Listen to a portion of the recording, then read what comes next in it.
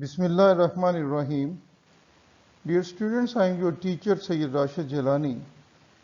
I welcome all the students of class second year for the subject of English on the YouTube channel of Multan Public School and College Multan.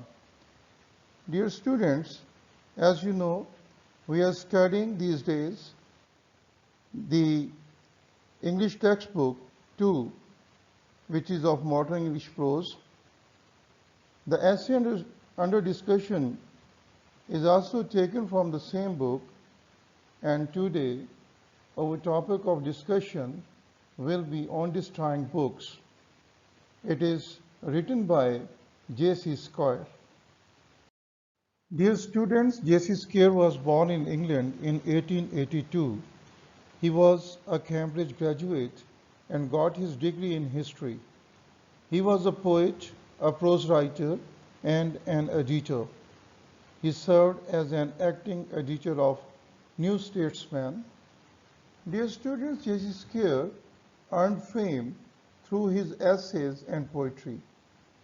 He had been a very famous literary figure in England during his lifetime and wrote on very simple issues with an amazing style which appeals to the readers to read his essay more than once. Dear students, J.C. Squire died in December 1958. Dear students, here are some critical points which may improve your literary approach to understand the text. Dear students, the title of the essay on destroying books really appeals to the minds of the readers that sometimes a very small and unimportant task may confuse to the extent that one may begin to behave like an idiot. Dear students, similarly, getting rid of old books apparently seems an easy task, but the writer J.C. Squire had extremely bitter experience when he once decided to destroy his books to make the space in his flat for the new books. Dear students, the writer also ridiculed the attitude of the people regarding their taste and generosity for donating books. According to the writer, the illiterate and non-bookish people pile up anything which is printed.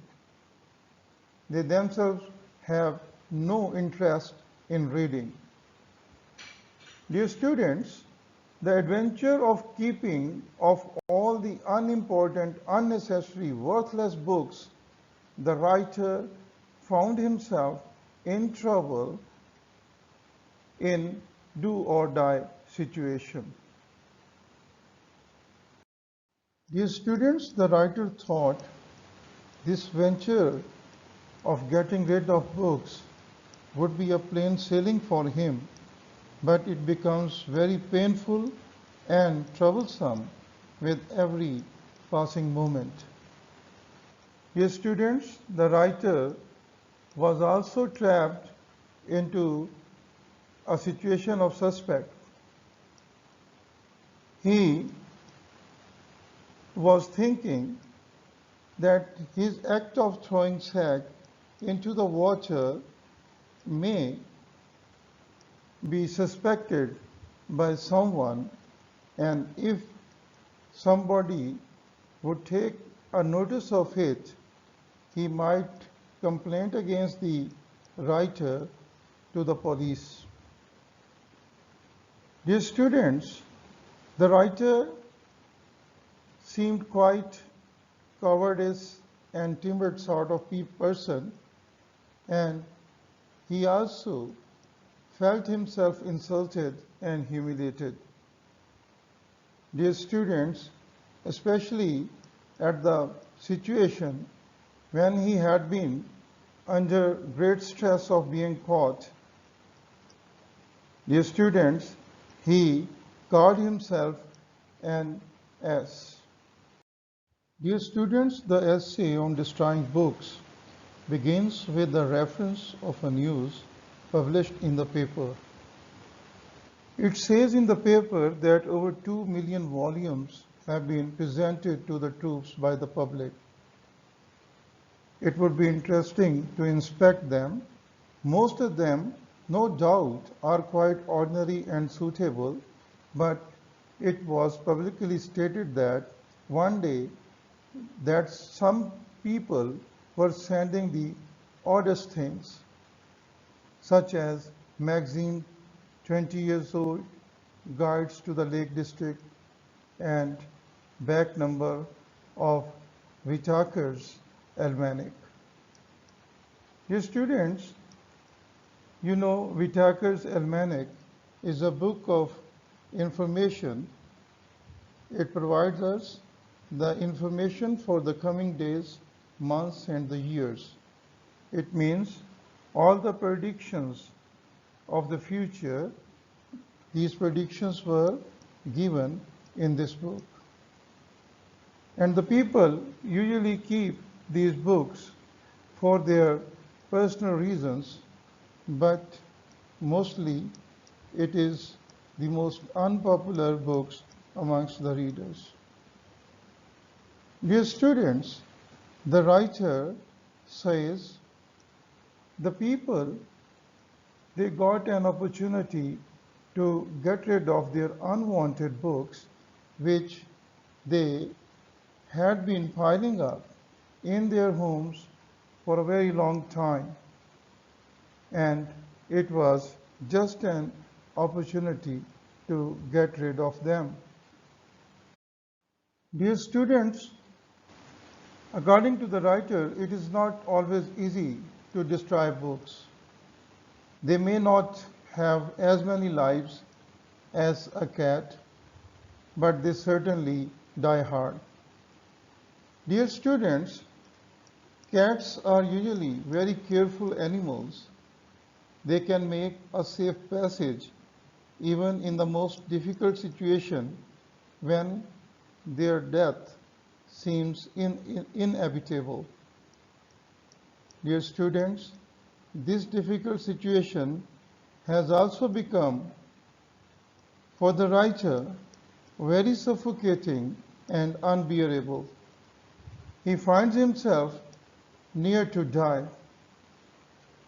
Dear students, the writer has accumulated a lot of books. These books were quite inferior and minor books of poetry.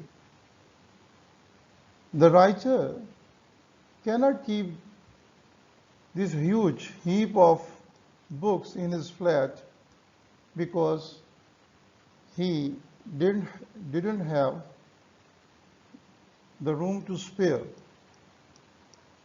Dear students, the writer had few options. First of all, he thought he would burn the books leaf by leaf, but he couldn't do it because he could not manage it in his flat. Therefore, he decided he would do with the books as the people do with the kittens. He stuffed the books in an unimprovised sack and decided to throw it in the river. Dear students, the writer selected the time very late at night with an aim of being not to be disturbed, and he could manage his task quite easily. He thought he would complete the task with an ease and without any disturbance. Dear students, the weather was quite cold and there was a cold nip in the air. The sky was full of stars. The light of greenish yellow lamps spread a long shiny strip across the road. The few solitary travelers, the people who prefer to remain out very late at night from their homes, and these people just roaming about and does nothing. The writer could see the visible bridge and its iron girders, and that was the destination of the writer where he had to reach and get rid of the books. Dear students, it is the most interesting part of the essay where the writer finds himself in a very perplexed situation of suspicions and doubts. He passed by a policeman who was checking the catches of the iron doors of the bridge. Dear students, the writer thought the policeman might suspect that he was having stolen articles. He admitted at this point that it is difficult to face the police if you are suspected. Dear students, the writer heard the sounds of steps. He at once jumped back and posed himself to be unconcerned of the situation around. Dear students, the night walker passed by him silently and he didn't take any kind of notice of the situation. Again,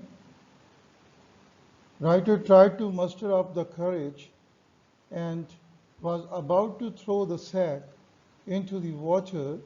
There came the next thought, like a blaze of terrible blue lightning.